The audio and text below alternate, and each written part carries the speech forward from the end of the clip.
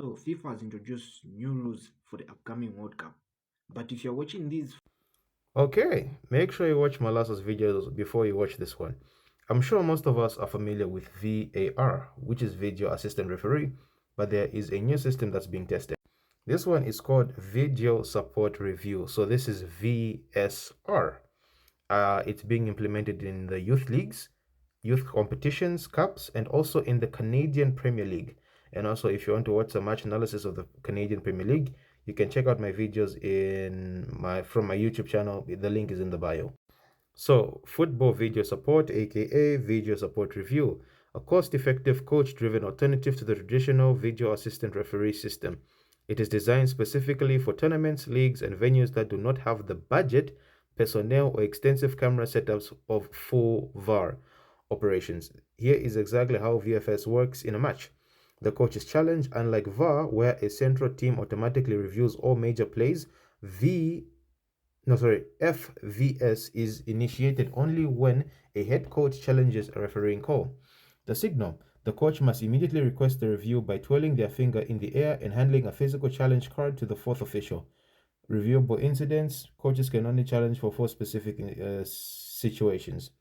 So as I showed earlier, these are the cards that they use to signal review. And also, this is what a VAR booth looks like. So when they say cost effective, this is what they mean. Because in this VAR booth, 1, 2, 3, 4, 5, 6, 7, 8, 9, 10, 11 TVs. And just imagine the number of personnel that are supposed to be there. I mean, this already is very expensive. And this is a VAR booth at full capacity. Look at all those televisions, and they still make the wrong decisions. This, I mean, it's crazy. So imagine all of this. So that's another point of the VSR. You realize, like, what's the point of having all these TVs? Let's just have one person that, not one person, but let's have a system where the coaches and the personnel can use their equipment to review that. Rather, I mean, look at all this personnel, TVs, probably computers, space, and you're telling me they'll still make the wrong decision, which is weird. All right, let's go back to reviewable incidents. Coaches can only challenge four specific situations: goals or no goals, penalties or no penalties, direct red cards excluding second yellow cards, mistaken identity.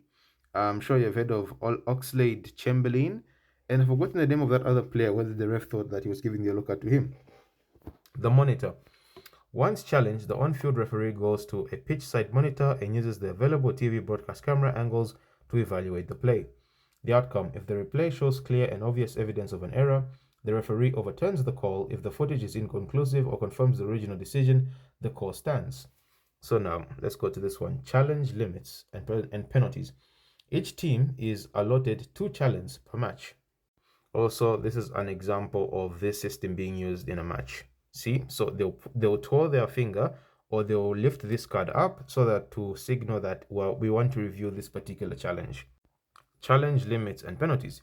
Each team is allotted 2 challenges per match.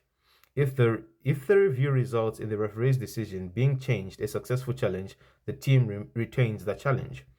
So you have 2 chances to review a decision.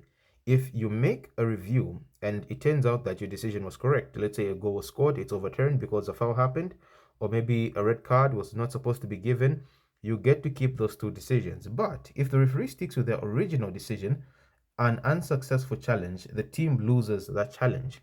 So it means that if you make a wrong challenge, from 2 challenges you have to, okay, maybe let's use a different word. So if you decide to dispute that decision that the referee made and your dispute is wrong, or the ref decides to stick with the original decision, from 2, you have 1. For a visual breakdown, okay, so this is a particular video. And for me personally, I do think that this system would be better than VAR. As they've mentioned, it's cost effective and the decision remains with the coaches rather than having all this personnel in the same booth in this. Like, this is just too much. And then for them to still make wrong decisions, like, a lot of questions have to be asked. And mind you, let's count how many TVs are here, right? 1, 2, 3, 4, 5, 6, 7, 8, 9, 10, 11, 12, 13. And then there are about 7 people or 8 people in there. And then you have to keep attention on all these televisions.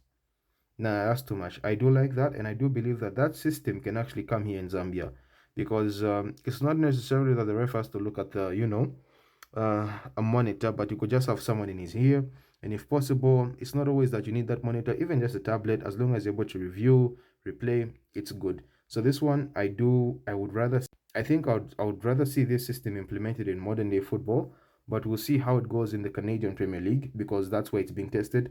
Also, I'm repeating myself. If you want to see videos of match analysis videos of that league, I do that on my YouTube channel. Link is in the bio. Otherwise, that's another rule that's being implemented, and I'll see you in the next video. Yeah, don't forget to like, share, subscribe, do all the good stuff. Peace.